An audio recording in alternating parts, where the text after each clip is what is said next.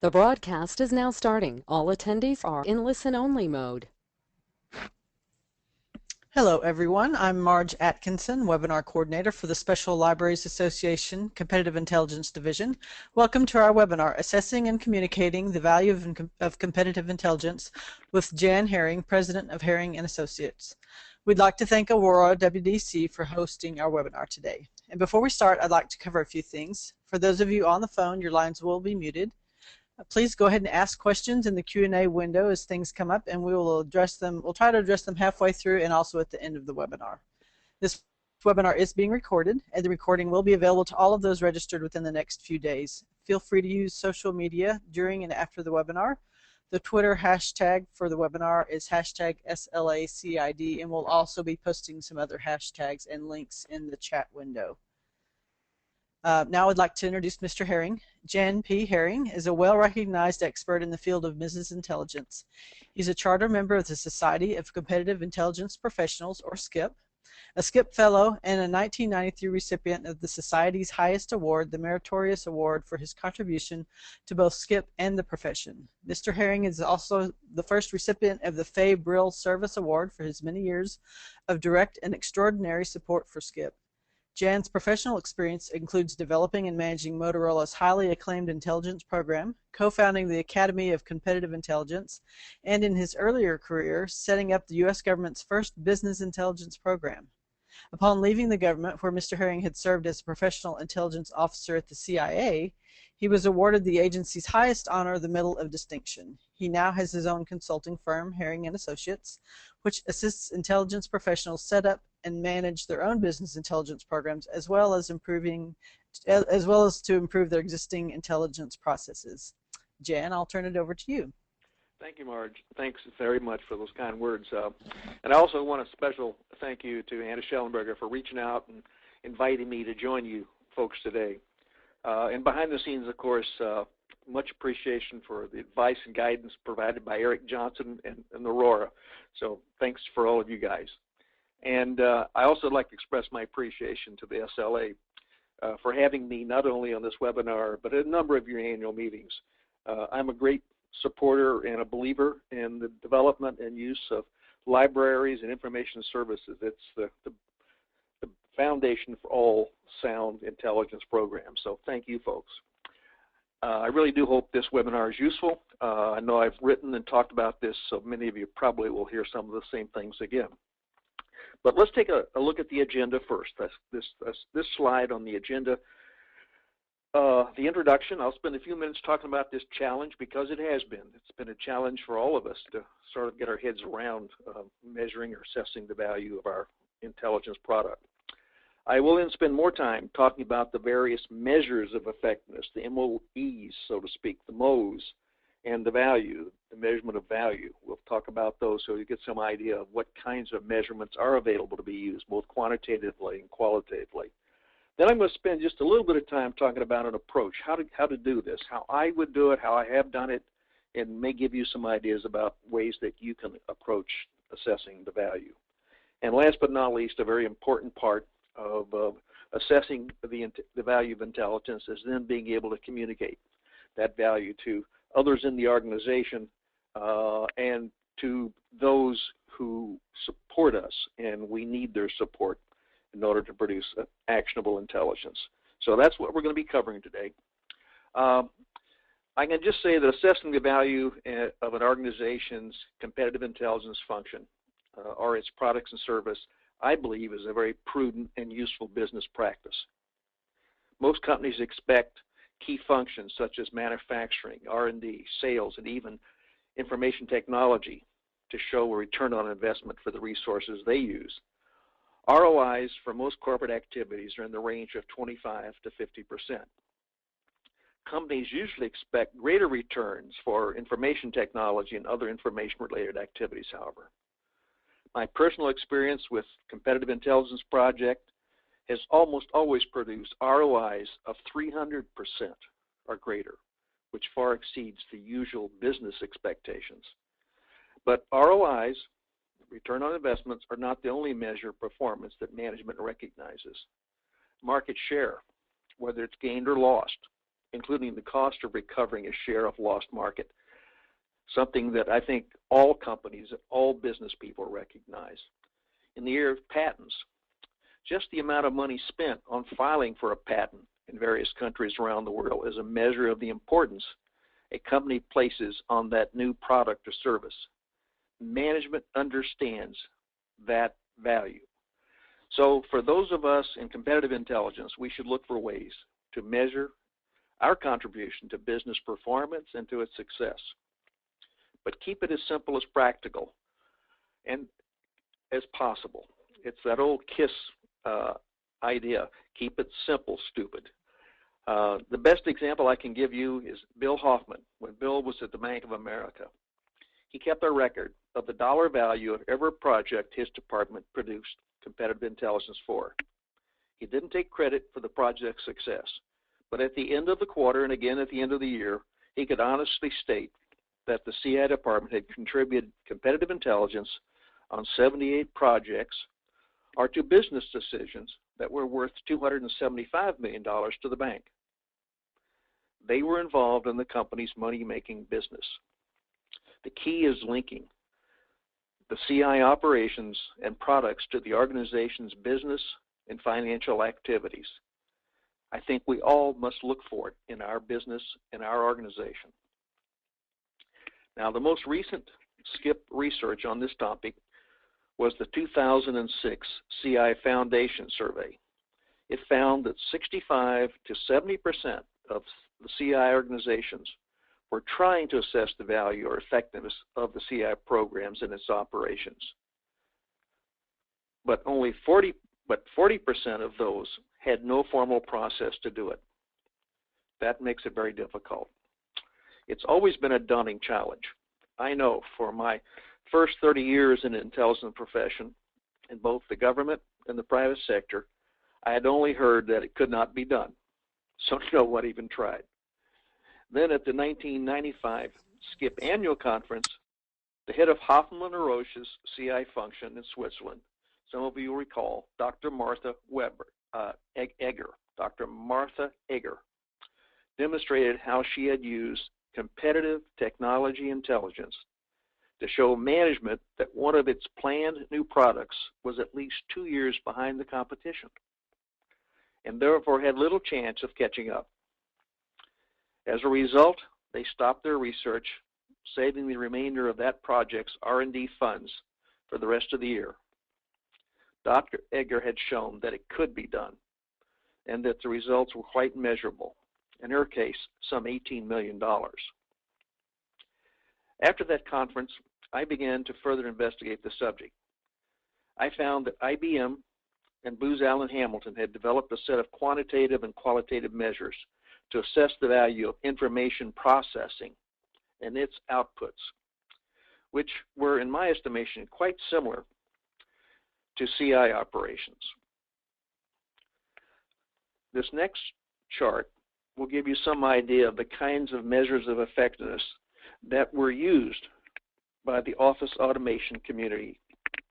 The first four you will note are quantitative,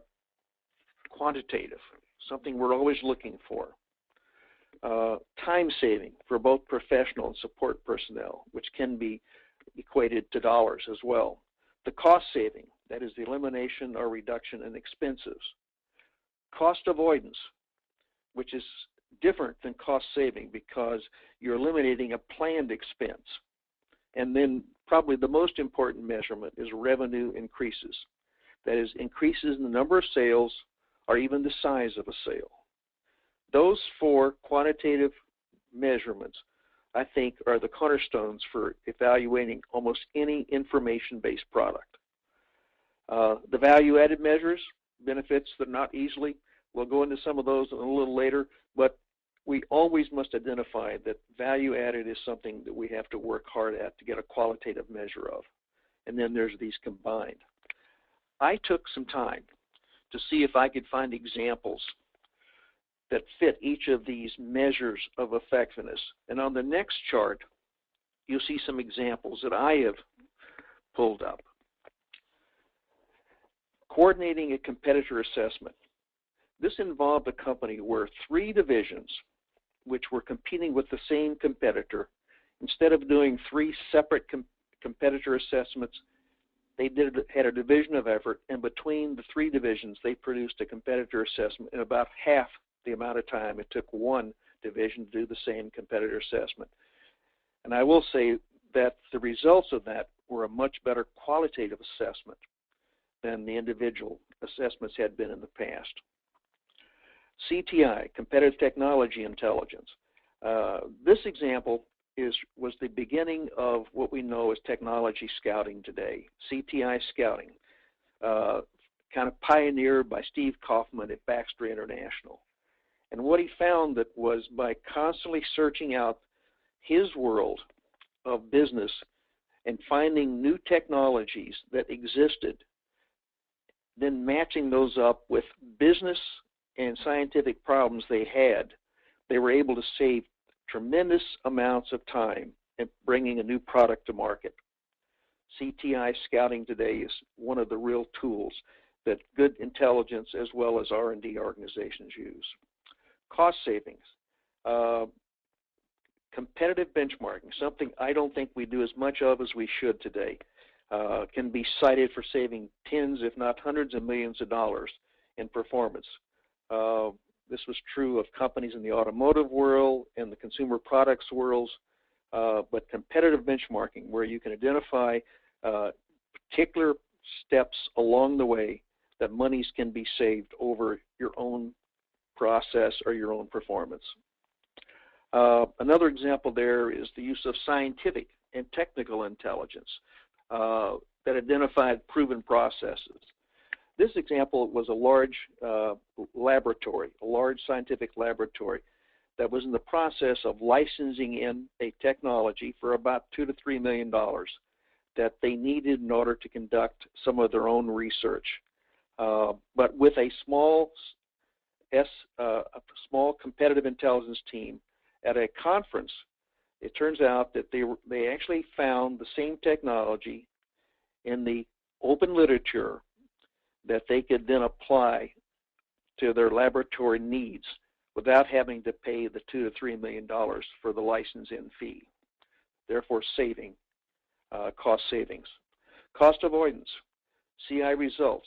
This was a company that was about ready to start a plant that they had planned on building for some time. The markets weren't really all that great, but they felt like they had to add capacity. But at the same time, they were observing what their competitors were doing. Their competitors also were considering adding capacity. But it turns out that the competitors elected not to add the capacity at that time because the market wouldn't sustain it. This company, in turn, decided to do the same thing because there would not be any competition in that area. And then the use of competitive technology intelligence to terminate R&D projects. This was Dr. Eger's example at Hoffman LaRose. And so you can see that was the cost avoidance measure that she had applied. At that time, neither she nor anybody else knew what that was called. This was the result of the Booz Allen and IBM research to find ways to measure information products and services. Revenue increases, clearly those usually the first to take a product to market has a much better chance of grabbing large market share as well as the actual sales. Products with better performance are going to result in better sales as well. And so intelligence allows us to kind of make sure that our new products have performance measurements better than those of our competitors. And of course, the value-added activities there as well. I subsequently, after looking at Dr. Eger's research and finding these measures that IBM and Booz Allen had developed, I conducted some research for SCIP on the topic of assessing the CI program's value itself, that is the overall program. That report was measuring the effectiveness of CI. It was produced in 1996 for SCIP. The objective was to find out how senior management evaluated their company's competitive intelligence activities. or if they were not at that time, how they might do it if asked. We selected 8 major firms with well-developed competitive intelligence functions, including aerospace, automotive, electronics, financial services, healthcare, and consumer and food products. We interviewed 20 senior executives, including CEO, president, chief operating officer, chief financial officer, strategists, and technologists. Now, the results of that SCIP sponsor study is shown on the next chart. Measuring the business intelligence and competitive intelligence effectiveness. You'll note that I put at the top of this chart a Peter Drucker quote that I think really captures what I found out in this corporate study. What gets measured gets managed. It really is very true that as you begin to measure whether it's profits, market share, or the value of a product or service you're providing, management's attention is drawn to it. So just keep that in mind, that what gets measured gets managed. The results are highlighted on this chart. Management expects business and competitive intelligence to cause the organization to act. This result really struck me because of the 20 people I talked with, not one of them, not one of these senior executives asked for the actual value of intelligence. They were not looking for the results in financial terms, and I was so surprised by this because I'd expected to find many senior managers asking that question. So when I interviewed the chief financial officer of one of these companies at the end of our interview, I said, but you didn't ask about the dollar value of the competitive intelligence that is being produced. He said, no. He said, we can always go back and do that. What we want to see is that the intelligence causes the organization to act in some different fashion than we had in the past. So that first bullet really sort of brings it home. Management expects intelligence to cause the organization to act. That's what they're looking for. I might make a point that in talking to some middle-level managers as opposed to senior management, they are looking for a lot of quantitative, like how many reports you produce, how much money you spend, things like that. So don't make the mistake of thinking that somebody in the organization is going to ask you for some financial measures as well. The second bullet on this chart says, select the measures of effectiveness early on. And the reason for that is, at the end of a project, trying to go back and reconstruct some of the data is very difficult. So before you start the actual CI project, give some thought to how you believe you might best measure its results. The third bullet, use management's kits to focus the measurement. You're going to find out that we can't measure everything. There's just some activities that are not measurable. The results of questions and answers, for example, is a little harder to measure. Sometimes the fact that we don't do something as the result of some intelligence early warning report. But the one area that probably is the easiest to measure is when you're working on management's key intelligence topics. These are actions that are going to be taken. It certainly is something they're paying attention to. So anytime you're working on a specific management key intelligence topic, the chances of measurement's much higher. Producing the intelligence in the most actionable form. What we concluded here was probably visible is a good word. Producing the intelligence in the most visible form, such as a war game or a scenario. These are things that just allow the user to sort of see the results and feel more like they can do something about it. Even a briefing where there's a small group of people, it's much more visible and actionable to produce intelligence when you are able to get in front of the group. It's seen by several people. And lastly, at the end of the projects, these have to be evaluated. Both the impact of the intelligence and its value need to be done jointly with your users. As a result of this study, I concluded that the return on investment was the best measure for measuring the overall CI program. The cost for a program are very identifiable. The projects and services that it provides are definable. And it's the manager or director of intelligence job to be sure to keep track of the dollars and the results.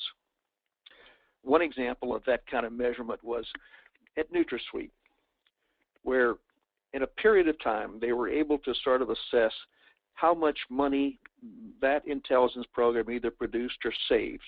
And they concluded it was around $50 million a year. The program at that time was costing about $2 million. And so the return on investment calculation was pretty straightforward. The return was $50 million minus the cost, $2 million, and then divided by the cost, produced a ROI of some 2,400%. Significant, significant. Now let's take a look at the next chart.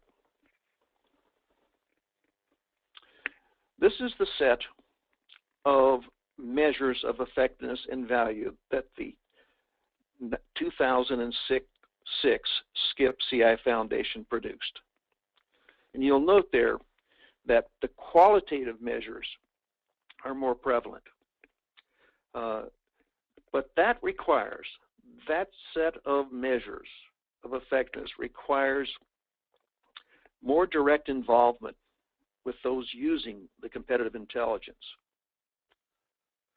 However, that relationship should provide you the opportunity to ask for the user's feedback and assessment of your input.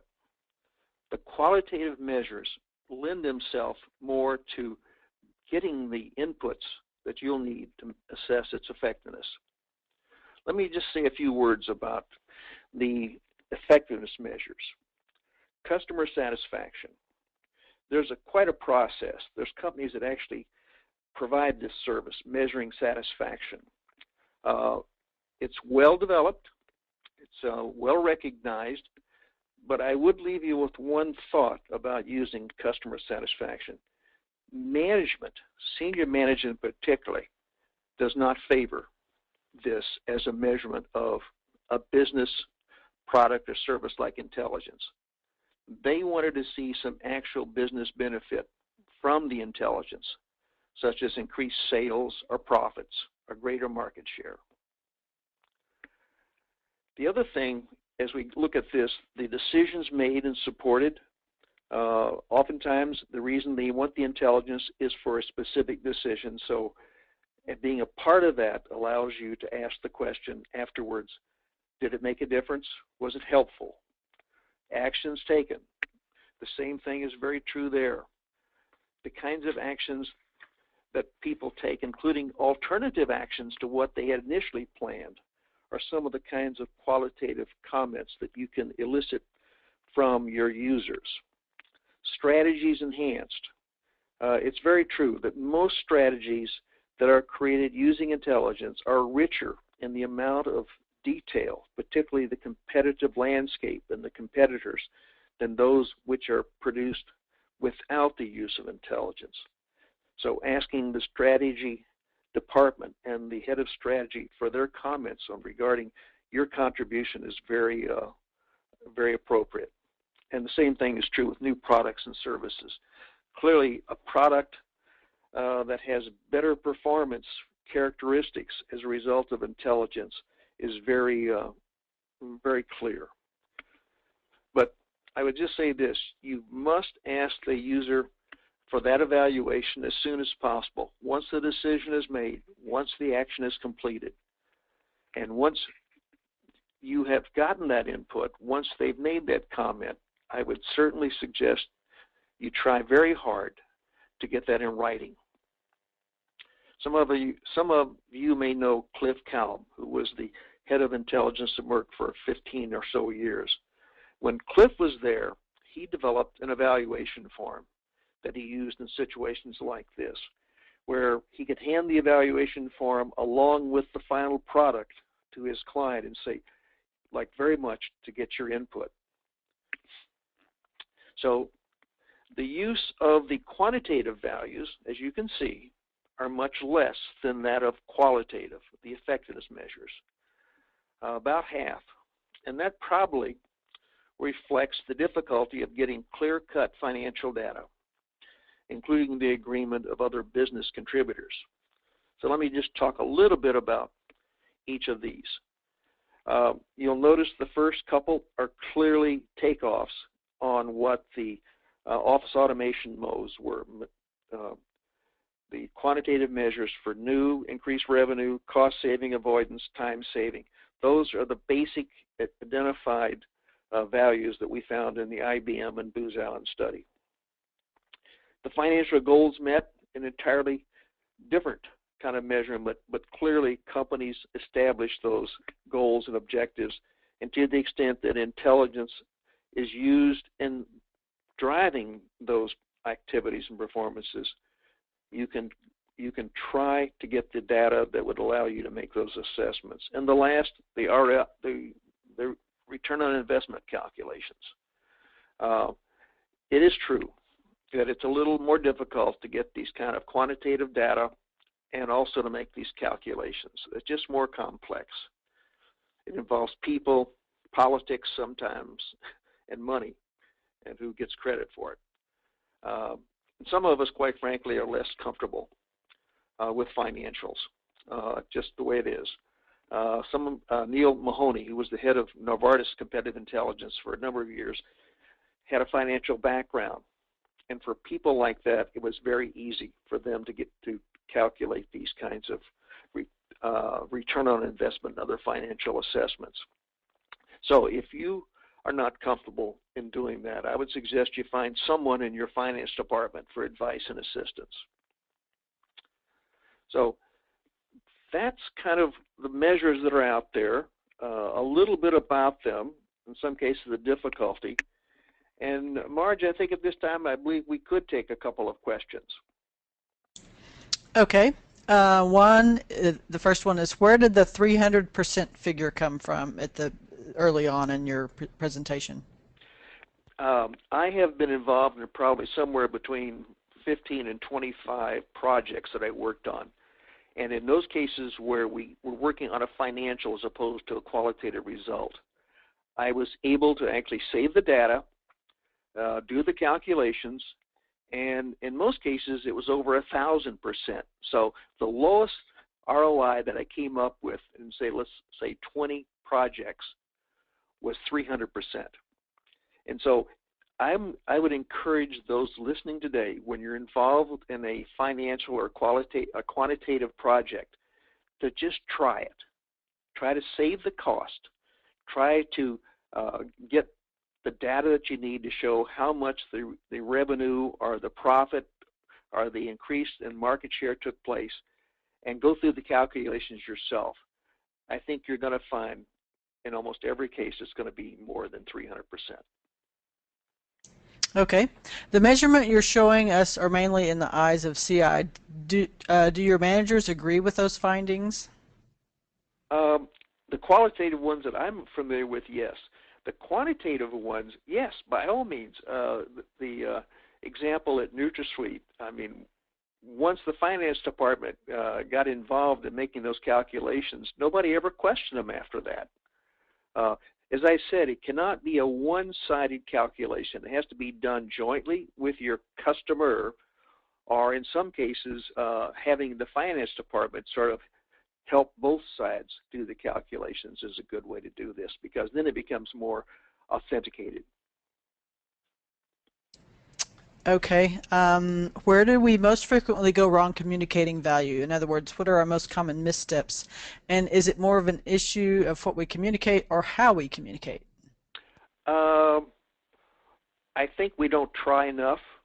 I don't see enough folks in the competitive intelligence field actually trying to communicate those values.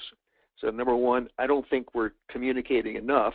And two, I think it's who communicates this is very important. And that's going to be the last segment of our talk today.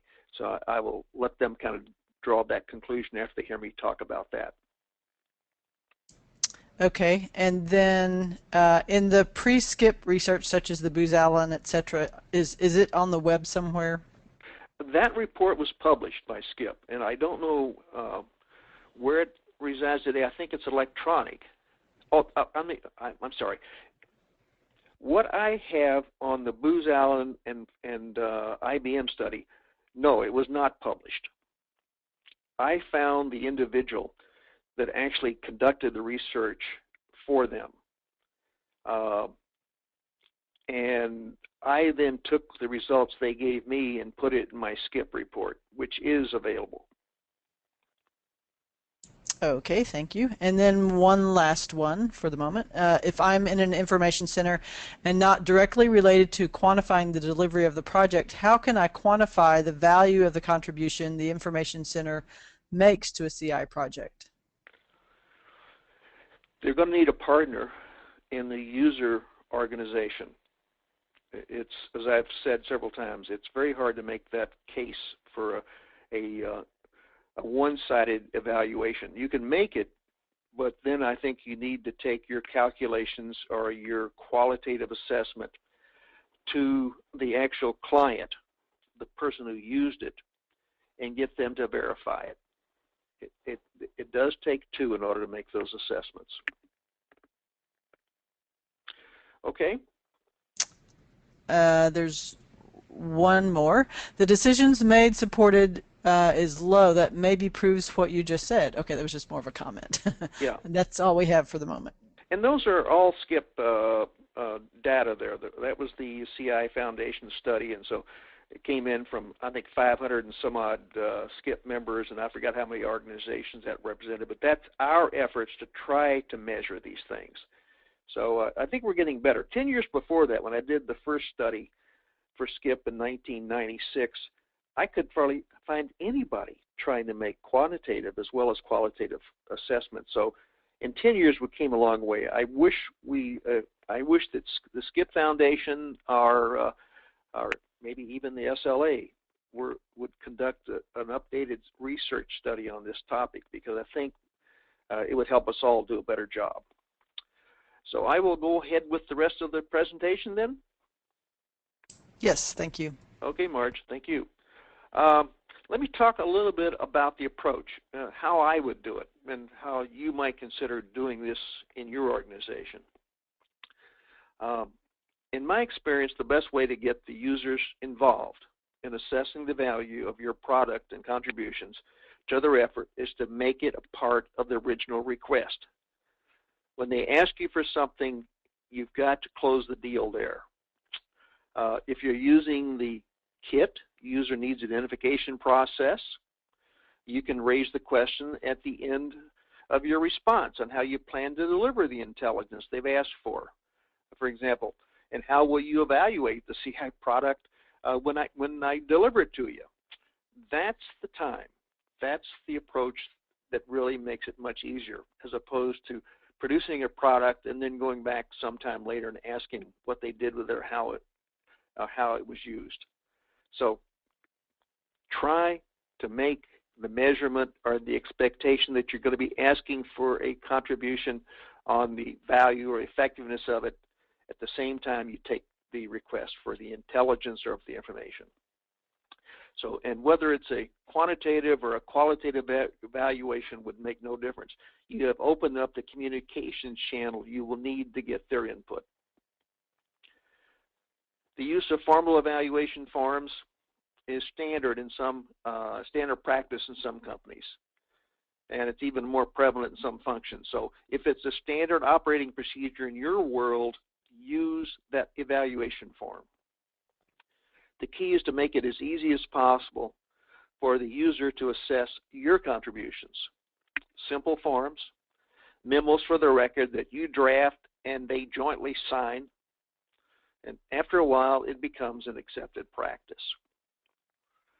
With regard to the specific types of measures of effectiveness you might use to evaluate your project, I have one piece of advice. Before beginning the project, identify at least 2 potential measures of effectiveness. Sit down, take a look at it. Is it quantitative? Is it a qualitative project? Go through the list that we've gone through here today of the kinds of measures and guess, if you will, but a kind of a calculated guess. Which of the two might yield the best results in that particular project? You will find that as the project proceeds, you may not get the results you're hoping for. That is, the data for one of the measure of effectiveness is not available, or it's too difficult to measure. So having a second type of measure, your chances of getting a useful result are higher.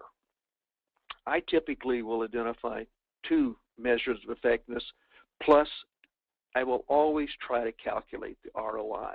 I will always try to gather the cost data, look for the financial or business impact. And one other piece of advice: be sure to begin collecting the measure of effectiveness data at the very beginning of the project. It's very difficult sometimes to go back weeks or months later after the project is over and try to gather or reconstruct that kind of data. Lastly, all credible project and CI program evaluations must be jointly conducted. One-sided appraisals just are not credible.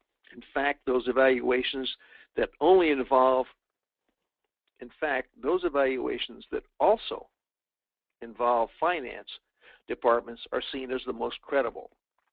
So try to involve those when it's appropriate. Now let me talk a little bit about communicating intelligence, value, and effectiveness.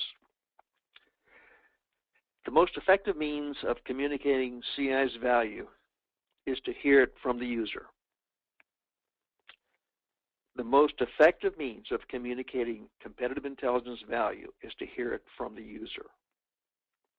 And the more senior those users are, the more valuable are their evaluations. The best example of this was when the CEO of NutraSweet told the attendees at a SCIP annual conference that the company's CI program had been worth at least $50 million a year over a 5-year period. Not only did his company's managers believe it, so did a number of executives in other companies. And similar statements have been made by other senior executives, such as the CEOs of Procter & Gamble and Motorola. And they had a major impact on the CI operations in those companies as well as their competitors. I realize that not all CI programs and professionals can get the attention of top management, but it behooves us to get those users that truly believe in our efforts and have benefited from our output to speak out. Let me give you just a couple of examples. A brand manager in a major consumer goods company that had saved $43 million as a result of competitor benchmarking project became that CI department's biggest supporters, speaking at numerous corporate events. The head of R&D for a large chemical company became the leading advocate for competitive intelligence company-wide because of the benefit the company's R&D program had gotten from its use of competitor assessments. During the recent recession, the director of intelligence for a world-class CI program had found it more difficult to produce intelligence for all his clients. The whole company had cut resources and staff, and there was more to come. However, for the few departments and businesses he could support, he asked that they report the results of their regular at their regular management team meetings. In the long run, he believes that this senior level exposure played a key role in keeping his CI function alive. CI success stories are probably the best way to communicate the value of intelligence. And in time, they become a part of the company's competitive culture. This next chart gives you some examples of the kinds of success stories that you're looking for. The first one up there was my own experience at Motorola, where we were fortunate in one instance to gather some intelligence that allowed the company to make a European acquisition that they almost had lost out on. As a result, Motorola's European strategy was much better, and the $10 million a year in profit was seen by everybody as being quite a success. I know that my CEO at the time told me, he said, I knew that intelligence would probably have a success like this several times a year. And just one success was enough to pay for the intelligence program for a number of years. The second example was NutraSuite. NutraSuite did not have to spend $38 million because its competitive intelligence program researched a situation involving competitors, and as a result found no threat. And so they did not have to spend the money to counter a threat that did not exist. General Motors was able to essentially reduce its manufacturing cost hundreds of millions of dollars a year as a result of its joint production with Toyota, where they were able to benchmark the whole production line. It was a competitive intelligence program that was ongoing for a number of years. And Cliff Calvert Merck likes to cite the example of them saving several $100 million as a result of competitive intelligence action when one of their major products went off of patent. These examples were told time and time again throughout the organizations, and in a sense, it created the kind of competitive culture that makes competitive intelligence an accepted and a long-serving process. Now, along these same lines, whenever you are conducting any type of CI training, inviting your key users to speak is a great way to get them to talk about their uses of competitive intelligence and its benefits to their activities. Everybody likes to talk about their success stories. And including other current and potential CI users in that audience is a good technique to further communicate the value of intelligence. In the final analysis, you must try to use all forms of communications: written testimonials, formal project evaluations, financial accounts of the results, and talks and briefings by those users that truly benefit from your CI products and services. On this next slide, you'll see the role that competitive intelligence success stories play in creating a culture of intelligence throughout your organization.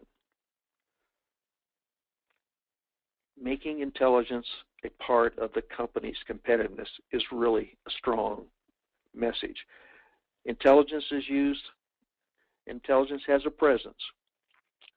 Clearly, our legal and ethical guidelines add to its legitimacy. Developing and conducting professional education programs where we invite our users to talk, and then creating a professional intelligence present in the organization, again, where both users of intelligence and the producers have a chance to sort of express their use and value of intelligence. This is the objectives that we're all trying to achieve. I think that kind of brings me to the end of my prepared remarks, Marge. So if others would like to maybe add some comments on their experience in this field, others might have questions. I think it's a good opportunity for us to sort of talk about this very challenging process. Okay, we do have a question or a few questions.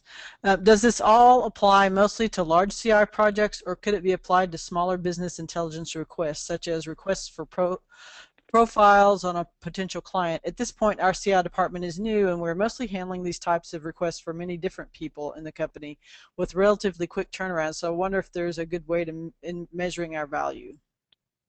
In the Q&A world, or in response to situations like that, if in fact the client uses that profile, if that's used in a strategy, if that competitor profile is used to formulate a sales plan, it all comes down to whether or not the intelligence or the information product is used in some decision or action, in which case I think you can go for a qualitative measure, even a quantitative.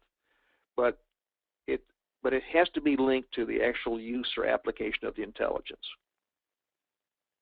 Okay. Are there any recommended case studies online regarding things like the NutraSuite or IBM or Booz Allen, etc.? I think there are. You'd have to go through a lot of university case studies and things like that to find it. I didn't cite an article that I had written earlier, and some of the attendees may have already seen it, but I wrote an article in 2007. It was the March-April edition of Skip magazine, called "How Much Is Your Competitive Intelligence Worth?" And they can find, some of the stories and some of the things I've mentioned there. How much is your competitive intelligence worth? Skip magazine, March-April 2007. But I know there's quite a number of examples like this in the market research world. So if they want to do their own research, if they want to take a look at some of the case studies being used by Harvard Business School and others, they're going to find some examples like this that they can actually calculate. Okay, thank you. And then one last question. Any tips on growing relationships with partners in departments like finance?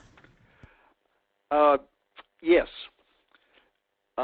Finding someone in that department who is interested in intelligence, has that curiosity about intelligence. Somebody who reads spy novels, possibly somebody who was in the military.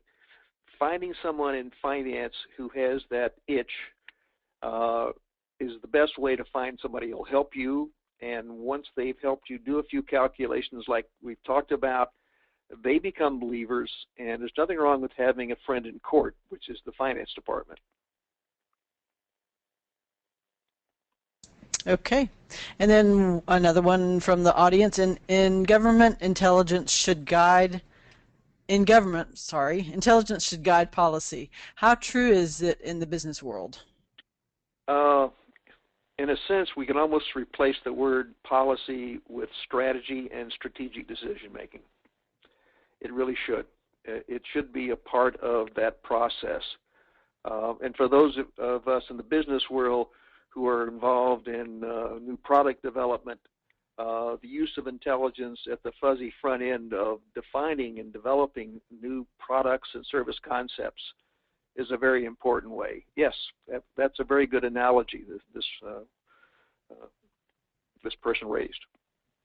Okay, you showed some 2006 statistics. Are there any more recent CI evaluations to show its importance? No, and I would really like to encourage those of listening to us who are, whether they have their SCIP memberships or SLA memberships, we need to go ahead and we need to find some way to update that research. Now, I don't think it's changed that much, but I think we'll see a larger number of people actually doing it. Actually doing the measure. Remember I said that 40% of those who were trying to measure the value and the effectiveness of intelligence had no process. So I think encouraging people to develop a process for measurement, how you approach it, how you do it, we need more research in that area. But no, SCIP has not done this, and I don't see anything in the works that indicates they're going to be doing it.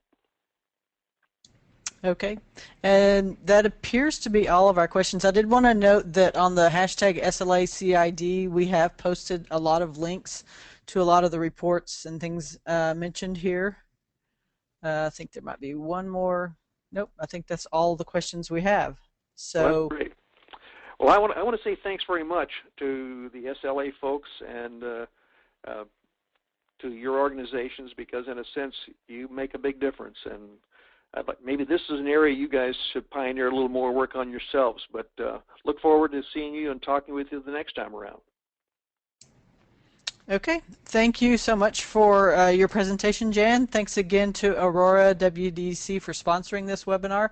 Be sure to check our upcoming webinars on the Aurora link provided in the chat. We will be sending a recording of the webinar to all attendees and those that registered in the next few days. Also, our next webinar, Librarians as Intelligence Analysts, it will be November 12th with Dr. Edna F. Reed. Please note that the link for the LinkedIn discussion is also in tweet chat that we had up and in the chat links as well. Thank you everybody for attending.